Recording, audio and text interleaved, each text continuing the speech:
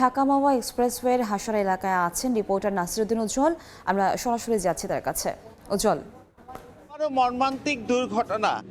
৬ ঘন্টার ব্যবধানে ৪টি তাজা প্রাণ ঝরে গিয়েছে এবং প্রথম ঘটনাটি ঘটেছে বৃহস্পতিবার রাত ১১টার দিকে। সেটি কিন্তু এই এক্সপ্রেসওয়ের যে নিমতলা যাত্রী ছাউনির পাশে, সেখানে কিন্তু যে বাসের সঙ্গে কাভার্ড ভ্যানের সংঘর্ষ হয়েছে।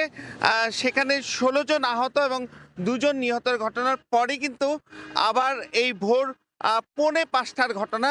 সেখানেও কিন্তু একইভাবে যে হাসারা যাত্রী ছাউনি, সেই যাত্রী ছাউনির সামনে যে যানটি ছিল সেটিকে চিহ্নিত করা যায়নি, কিন্তু বেপরোয়া গতির বাস কিন্তু সেটিকে ধাক্কা দেওয়ার পর সেখানেও ২ জন নিহত এবং ৫ জন আহতের ঘটনা ঘটে।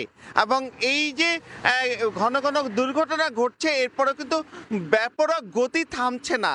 এবং এখানকার যে দায়িত্বরত হাইওয়ে পুলিশ, তাদের যে দায়িত্ব নিয়েও কিন্তু প্রশ্ন উঠেছে যে এই দেশের প্রথম এই দ্রুত গতির আধুনিক যে এক্সপ্রেসওয়ে, সেখানে যে দুর্ঘটনার হটস্পটে পরিণত হয়েছে সেটি নিয়ে কিন্তু কারণ দায়িত্বশীলদের যে দায়িত্বপূর্ণ যে দায়িত্ব পালন, সেই বিষয়টি নিয়ে কিন্তু অনেকে অভিযোগ করছেন।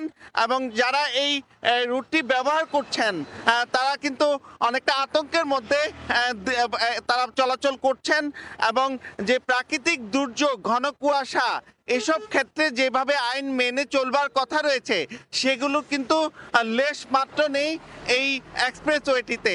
এবং সরকারি হিসেবে যে এখন পর্যন্ত ১৪৫ জন কিন্তু নিহতের ঘটনার কথা বলা হচ্ছে। এবং এই যে বেসরকারি হিসাব, সেখানে কিন্তু এর পরিমাণ আরও বেশি।